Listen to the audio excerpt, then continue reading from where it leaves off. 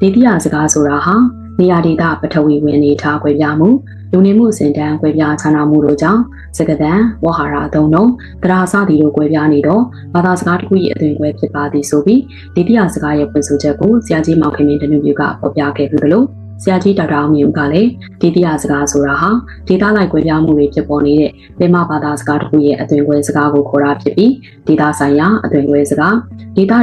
စကားစသဖြင့်လည်းခေါ်တယ်လို့ဆိုပါတယ်။ဒါအပြင်မြန်မာနိုင်ငံမှာရှိတဲ့ဒေသစကားတွေကိုစမ်းစစ်ကြည့်တဲ့အခါဘယ်ဒေသစကားမှာပဲဖြစ်ဖြစ်စံစကားနဲ့အတန်တွေတချို့ဝါဟာရတချို့ကွဲပြားတာ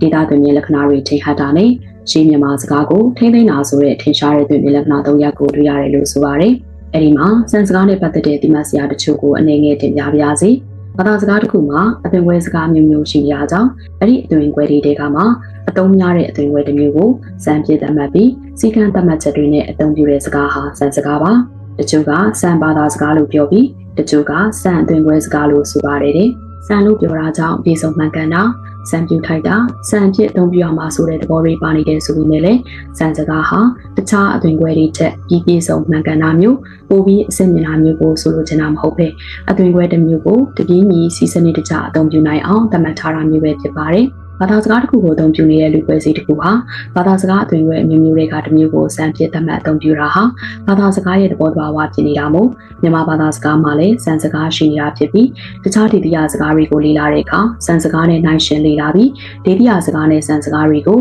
အနေနဲ့များတိုင်းတာဖော်ထုတ်လေးရှိပါတယ်ဘာသာစကားတစ်ခုမှာဆင်းသက်လာတဲ့ဘာသာစကားမျိုးရိုးရှိပြီးအဲ့ဒီဘာသာစကားမျိုးရိုးတွေကိုဘာသာစကားပညာရှင်တွေကဘာသာစကားရဲ့သွင်မြင်လက္ခဏာတွေအရသိပ္ပံနည်းကျစနစ်တကျဖော်ထုတ်ထားတာမို့လူမျိုးဆွဲဒေတာဆွဲနိုင်ငံရေးအစွဲတွေနဲ့မသက်ဆိုင်ပါဘူးတဲ့စံစကားပဲဖြစ်ဖြစ်ဒေသစကားပဲဖြစ်ဖြစ်တခြားအသွင်ကွဲစကားပဲဖြစ်ဖြစ်မူလကပင်မရှိဟောင်းဘာသာစကားတစ်ခုကနေဆင်းသက်လာတာဖြစ်တာမို့ပင်စီဖြစ်တဲ့အခြေခံတရားဆောင်းပိုင်းမှာအများကြီးကွဲပြားတာမျိုးမရှိပဲအကိုင်းခက်တွေပဲဖြစ်တဲ့စကားတန်းတွေဝါဟာရတွေမှာပဲကွဲပြားလေးရှိတာကိုသိရပါတယ်ရှင်